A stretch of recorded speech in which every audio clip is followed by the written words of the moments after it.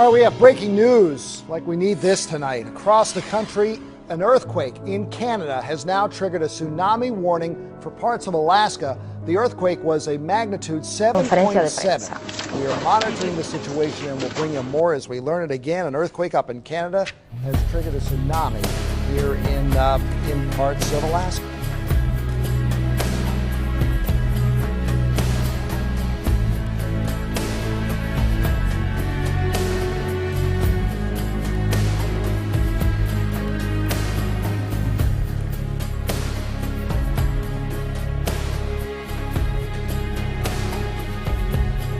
Warnings have been issued with announcements of several schools, factories and ports to remain shut today. Heavy rains have allegedly, in fact, already hit the area.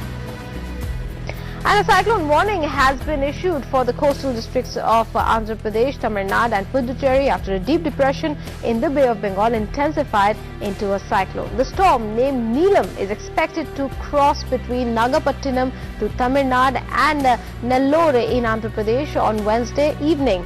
Met officials have warned of a squall of 45 to 55 km per hour that could intensify to 65 km per hour. Parts of coastal Tamil Nadu have experienced Some 150,000 people were in shelters in southern India today after a tropical storm slammed ashore. At least 6 people were killed there and in neighboring Sri Lanka. The storm brought heavy winds and rain, flooding streets and subway tunnels in the Indian city of Hyderabad. It also grounded an oil tanker with 37 crew on board. Most were rescued.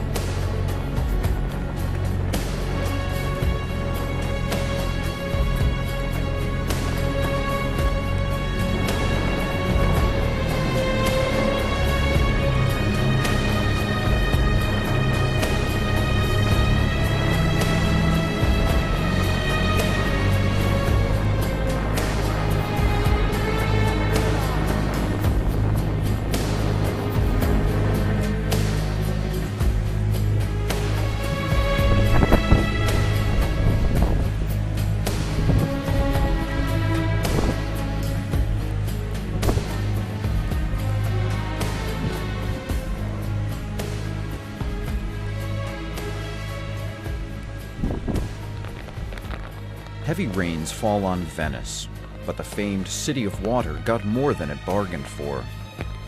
Water in the capital of Italy's northeastern Veneto region rose to 140 centimeters above sea level on Wednesday night, submerging some 58% of the city. Here, tourists wade through knee-deep water in the famed St. Mark's Square.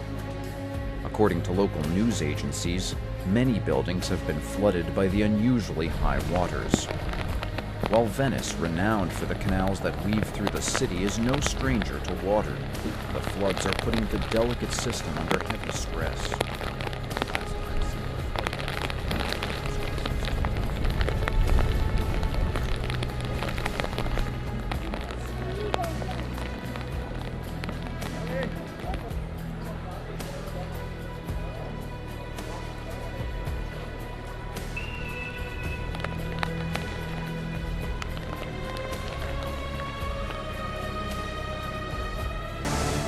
In a southern Chinese province, cars were left stranded and trees uprooted when heavy rain and gales, the effects of a typhoon, hit.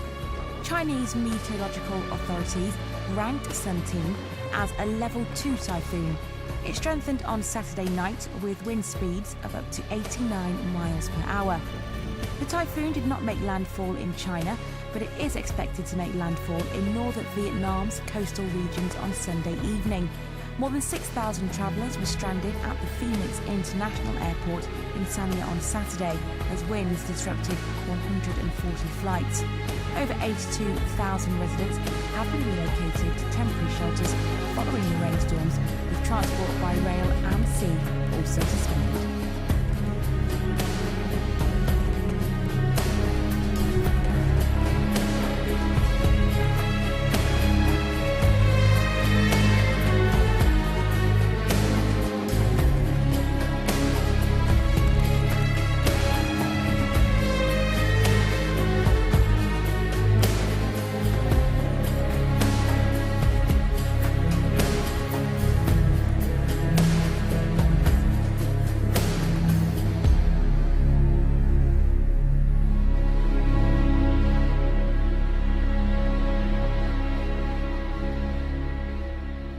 Almost a quarter of the world's 7 billion people are living in countries highly vulnerable to food crises.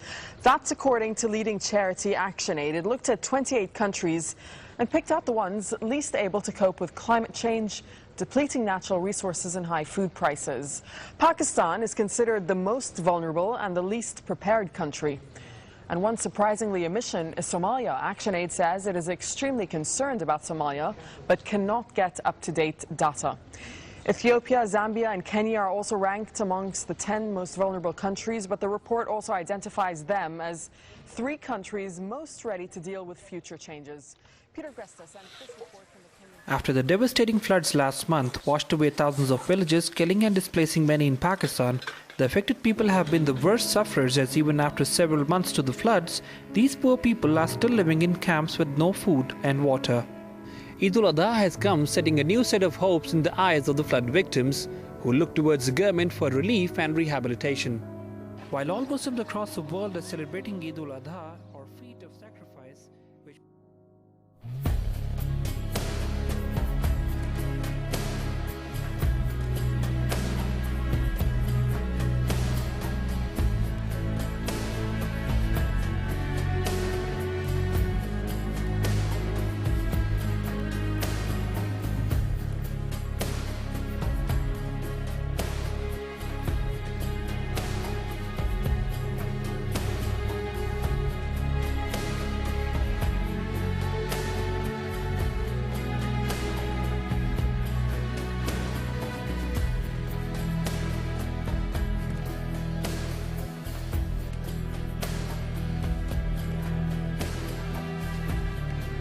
cameras and made a rather lengthy statement. We're going to play all of it for you right now, Thomas. Well, good afternoon, everybody. Obviously, all of us across the country are concerned about the potential impact of Hurricane Sandy. This is a serious and big storm.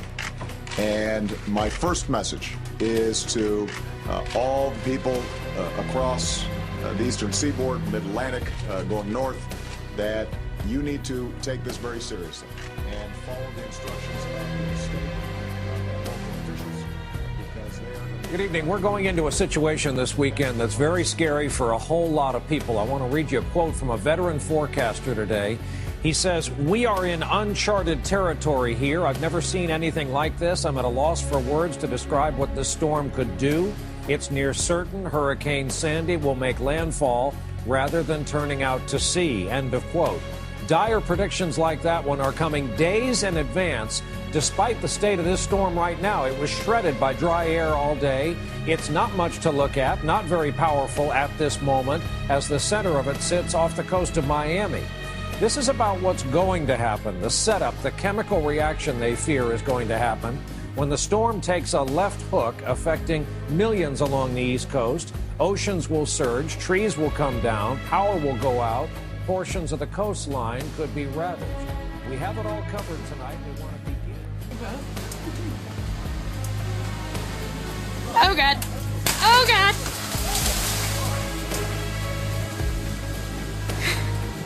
You're in my video.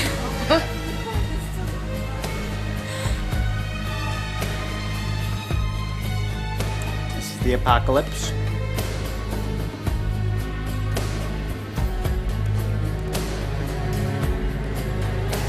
Oh my God. Oh my God. Oh my God. Oh! Oh my God! Shit, our tree! You're the... Oh! It hit your car. Oh my God. Oh my God.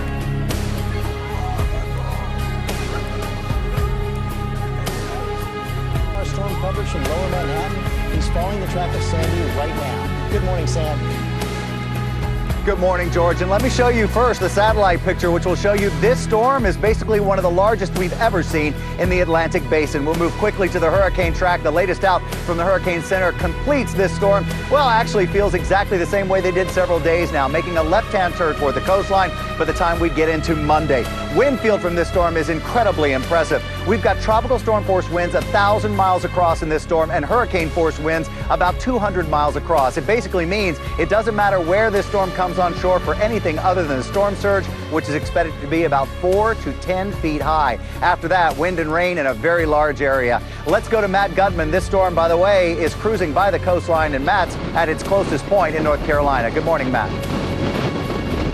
Hey, good morning, Sam. It's still about 250 miles away, pushing the 60-mile wind gust right in here. And this looks like some sort of semi-apocalyptic storm. This is not snow. This is sea foam roiled up by the ocean. The waves out there about 30 feet high just beyond the coast here, and it's kicking up this very strange phenomenon of sea foam. While a lot of the folks here are accustomed to hurricanes and storms of this ferocity, what they have not seen is this cold combined with it. It is absolutely cold out there, and hour after hour, Sam and Jordan, because it's getting colder out here.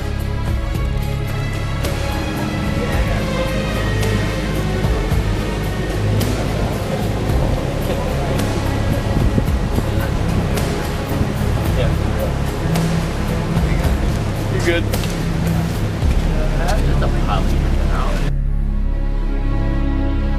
Well, as Janice has mentioned, the snow is just as much a part of this story as the rain and the wind and the flooding and everything else. Here's a live look at Beckley, West Virginia right now, where the storm is already creating some of these blizzard-like conditions. And just take a look at nearby Flat Top, also in West Virginia. People there are just trying to dig their way out of their driveways. I believe that's the lake in the shot that you just saw. This area expected to get up to at least 3 more feet of snow in the next few days. Joining us on the phone right now is West Virginia Governor Earl Ray Tomblin. And Governor Tomblin, it's my understanding that you just got off a phone call, a teleconference call with the president. What can you tell us about that call? Well, the president had asked all the governors of the affected states to join him on this call.